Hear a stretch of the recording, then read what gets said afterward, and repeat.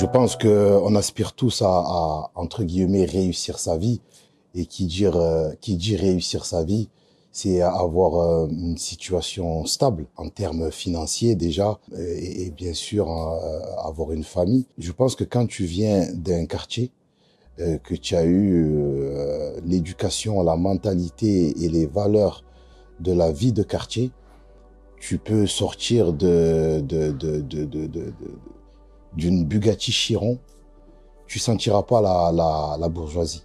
Parce que tu as cette mentale-là, tu sais d'où tu viens, tu sais que tu en as bavé pour en arriver là. Ce morceau-là, il se finit par une outro qui raconte l'histoire d'une Clio jaune et de ta rencontre avec Kenji Girac à l'époque de Psychiatre de la Rime. Est-ce que tu peux nous en parler?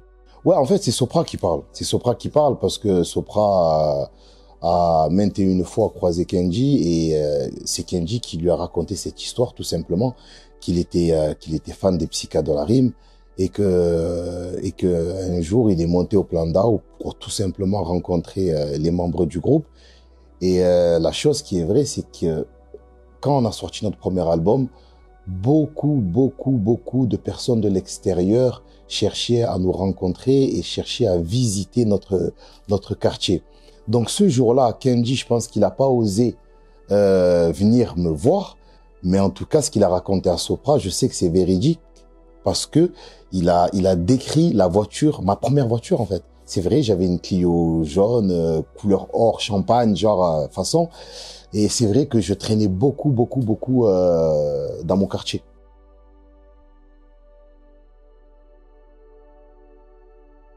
On est dans le système en étant anti-système, mais à partir du moment où tu as décidé de vivre dans un pays, de suivre ses lois, de payer des impôts, tu es dans le système.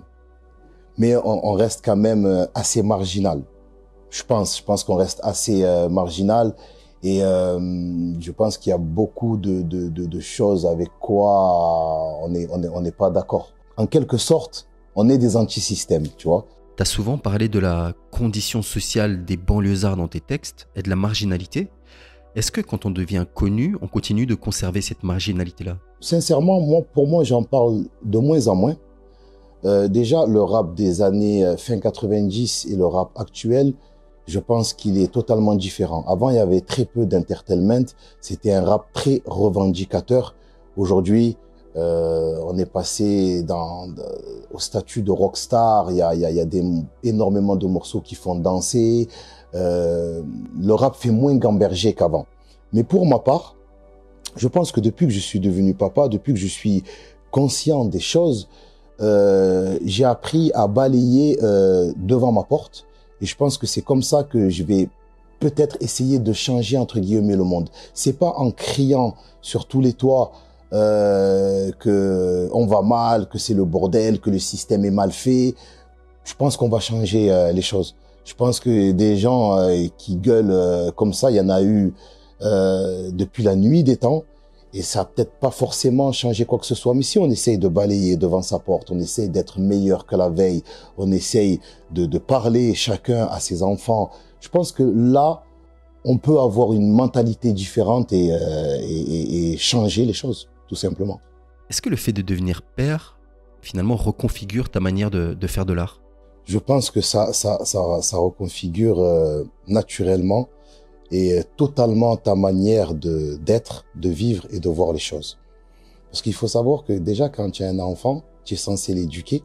À travers son évolution, ton propre enfant t'éduque. C'est-à-dire, l'enfant t'éduque parce que toi, tu t'es pas vu étant petit, étant entre guillemets insouciant. C'est-à-dire que on arrive à se rappeler quand on avait pour la plupart 6, 7 ans, mais déjà on n'arrive pas à se rappeler quand on avait 2 ans, 3 ans, 4 ans, et au fur et à mesure qu'on vieillit, il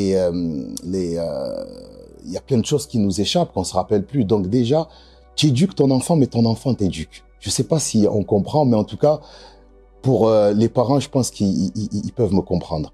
Ensuite, quand tu as un enfant, il y a beaucoup de questions que tu te posais étant jeune, dont tu as la réponse à travers lui. C'est-à-dire, il y a des choses que tes parents pouvaient faire que tu ne comprenais pas. Et quand tu es un enfant, tu comprends de suite. Moi, j'ai grandi sans père. J'en ai jamais voulu à mon papa parce que je suis issu d'une grande famille et quand même, voilà, j'avais des oncles et des grands frères et tout. Donc, j'ai pas ressenti le manque direct, mais j'ai appris que, par exemple, les histoires de grands ne me regardent pas quand j'ai eu un enfant. J'ai appris que c'est pas si facile de vivre en couple, que tu peux pas en vouloir à une personne parce que elle a quitté, on va dire, le foyer conjugal sans être parent et sans connaître la vraie vie.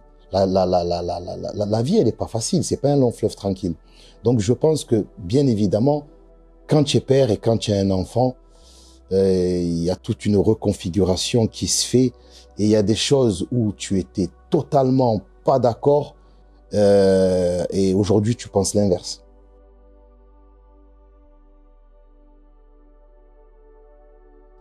Ben, déjà, quand je dis les PMU, le PMU, les courses, les chevaux, c'est un environnement. Nous, on a grandi avec les bars. Toute notre vie, on a vu nos aînés flamber, jouer au PMU. Donc ça, déjà, c'est mon environnement. C'est une image de mon environnement. Et quand je dis les sœurs qui attendent leur mari s'arrachent les cheveux, encore une fois, c'est mon environnement. C'est que il y a beaucoup de femmes mariées, malheureusement, qui ne voient pas leur mari rentrer à la maison parce qu'on vit dans un climat actuel à Marseille très tendu, très difficile. Je pense que les médias en font l'apologie. Je veux bien sûr parler des règlements de compte. Pour ce qui est des PMU et des paris, on voit beaucoup de personnes âgées qui se trouvent dans ces milieux-là aussi. Est-ce que ces activités-là disent quelque chose de ton environnement ? Moi, je pense que déjà, ils viennent là parce que c'est un milieu très masculin. Ils viennent boire leur café, ils viennent jouer aux cartes, ils viennent se retrouver avec leurs collègues. Mais à côté de ça, bien évidemment, il y a les chevaux, il y a les jeux à gratter, il y a les paquets de clopes, il y a la gamberge. Tu vois, il y a, pour certains darons, ils ont quitté leur pays pour avoir une meilleure vie sociale, comme tu dis. Donc, si un cheval peut les rendre millionnaires, je pense que ça va pas les gêner, bien au contraire.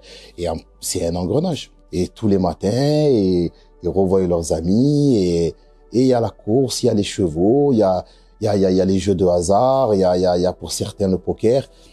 Voilà, moi j'ai grandi avec ça et je suis obligé d'en parler parce que même en grandissant, je l'ai fait pendant un moment de ma vie aussi, ça. Aller au bar et jouer, et flamber, et boire mon café, fumer ma cigarette, faire mon pétard et parler avec mes amis et voilà.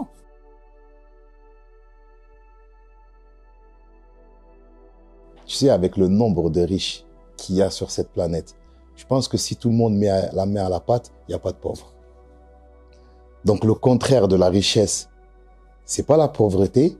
Le contraire de la richesse, c'est la justice.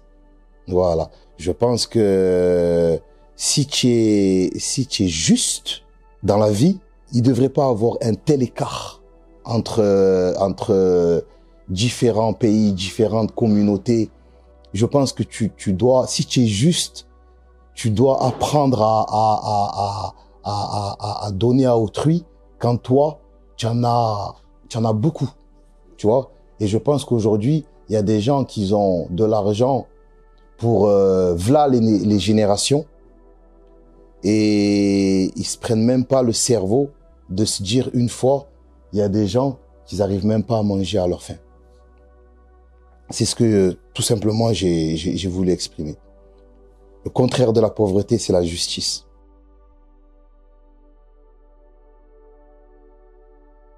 C'est un morceau, je sais même plus si c'est de la musique, en fait. C'est quelque chose que je voulais dire, en tout cas, avec la relation que j'ai. Tu sais, moi, je suis le plus petit. Et j'ai voulu parler un peu à mes grands, à mes frères, et parce que on a une mère que j'estime pour moi reine, qui a fait beaucoup de choses, qui a caché beaucoup de moments de faiblesse pour se montrer forte. Et par moments, vu qu'on reste ses enfants, quand on a des coups durs, on veut qu'elle ressente. Pour quelque part, peut-être, se faire réconforter. Alors que ça peut que l'alourdir, parce qu'elle vieillit et tu peux lui donner énormément de soucis. Donc j'ai voulu tout simplement dire que si on se querelle entre nous, ça sert à rien de lui faire montrer parce que on va lui faire du mal. Si on a des moments durs, c'est mieux que quand on va lui rendre visite, quitte à lui mentir, on lui fait montrer qu'on est fort, parce que elle est plus âgée, peut-être que la logique de la vie veut qu'elle parte avant nous. On n'a pas à lui faire montrer qu'on est faible. Tu vois ce que je veux te dire? Parce que elle, déjà, elle a eu sa life, elle a enduré, c'est une reine, c'est une femme soldat, et on se doit de toujours, en tout cas, lui faire montrer qu'on est fort et que ça va, et que si on a besoin d'être réconforté, on se fait réconforter par sa femme, par son pote ou par qui tu veux. Ce qui est fascinant dans cet amour, j'ai l'impression, c'est que finalement, chaque enfant a en général la capacité d'aimer sa mère comme un amour ultime de sa vie, on va dire, alors que la mère a la capacité, avec un seul cœur, d'aimer tous ses enfants, d'aimer tout le monde finalement. Et même la maman, quand elle se retrouve seule avec moi, elle va dire moi. Mais quand elle se retrouve seule avec mon frère, elle va dire mon frère. Elle va se retrouver seule avec ma sœur, elle va dire c'est toi que j'aime le plus. Tu as capté? Ah, elle, tu sais, ma mère, un jour, elle m'a dit, tu sais Kassim, la maman, c'est comme un océan. Il y a plein de poissons et tous les poissons sont différents. Elle a voulu m'expliquer que, quoi qu'il en soit, je reste une mère. Vous êtes tous mes poissons, mes bébés, mais vous êtes tous différents. Voilà. Mais vous restez, mais je vous aime parce que vous restez tous mes bébés, quoi qu'il arrive, malgré vos différences. T'imagines la gamberge de la daronne? Le ventre d'une mère, c'est comme un océan. Et elle, c'est une mère. Mère. Je suis tombé dans les pommes.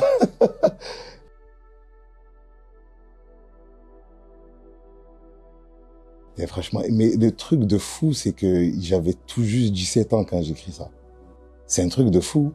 C'est pas mal. Franchement, c'est pas mal. Je pense qu'elle est très rapidement compréhensible, non? Je pense que quand tu es amoureux, tu en deviens aveugle. Tu en deviens aveugle. À cette époque-là, c'était le cas. Parce que c'est un morceau que je partage avec Sopra. Et c'est un morceau, je pense qu'on peut le ressentir, qui transpire la réalité et la vérité. Quand tu es marié et que ça fait longtemps que tu es avec ta femme et que tu as des enfants, ta femme, c'est ta femme, ça devient ta copine, ça devient limite à un certain âge ta mère, ça devient ta sœur, ça devient, ce que je dis, c'est incroyable, mais ça, tu le comprends que quand ça fait des années et des années et que tu as quitté ce délire de gamin macho à 2 francs 6 sous.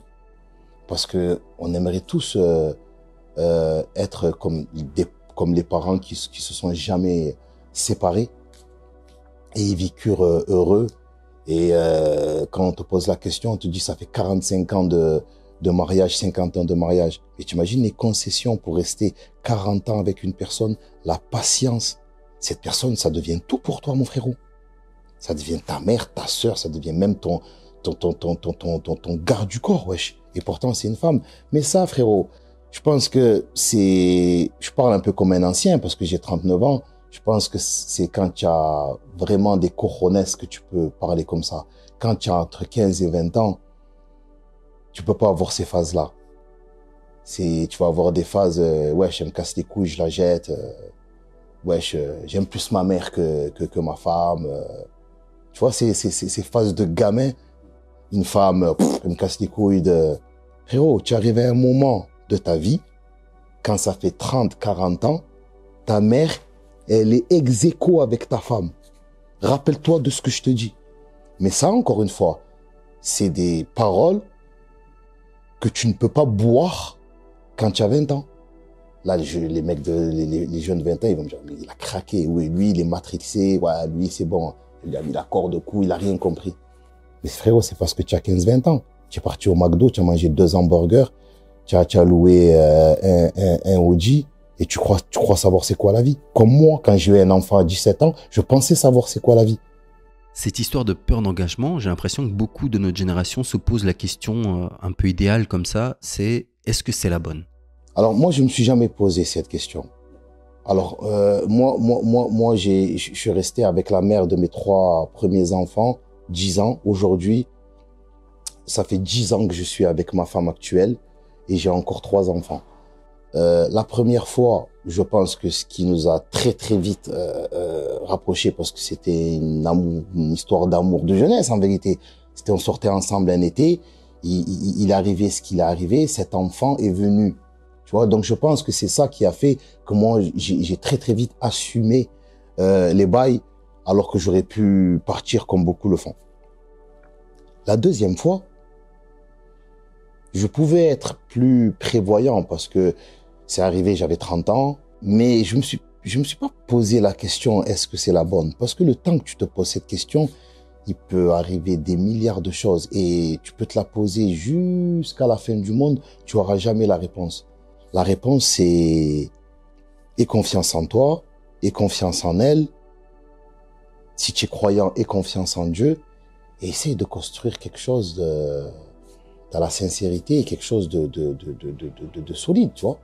Moi, en tout cas, c'est comme ça que j'ai vu les choses. Aujourd'hui, grâce à Dieu, on a 3 enfants. Ça fait 10 ans qu'on est ensemble. J'espère que ça va continuer. C'est marrant parce que parfois, il y a des codes de Kaira ou de quartier du genre on trahit pas la Honda, on soutient, on balance pas, etc., etc., qui sont finalement des formes d'engagement qu'on valorise. Et vu de ce point de vue-là, j'ai l'impression que s'engager dans un couple s'inscrit aussi dans cette idée d'engagement en Kaira, entre guillemets. Ouais. Mais dans ça, ils sont comme ça quand il faut s'engager. Non, mais c'est vrai. Mais mais c'est vrai. On trahit pas la Honda, on n'est pas des balances, l'engagement, c'est la rue, c'est la cahier. Et après, ça traite la femme, pourtant ça a des sœurs, ça a des mères, comme si, dinguerie. Moi, tu sais ce que je dis avant de m'endormir, parce que j'ai une vie hyper chargée. J'ai ma passion, j'ai la musique, bref, on va pas faire le tour de ce qui est une journée d'Alonso. Mais en tout cas, souvent, je dis à ma femme, c'est le meilleur moment de la journée. T'as vu, quand je m'endors et que je suis à côté d'elle, c'est le moment où je relâche, mais vraiment tout. Et des moments comme ça, j'aimerais que ça se multiplie, que ça, jusqu'à ma mort. Je pense, sans penser nostalgie, sans essayer de me situer quelque part dans le temps, avec toute l'honnêteté possible, que l'album Quartier Nord, il fait vraiment partie de mon top 3, peut-être de mon top 2 de mes meilleurs albums.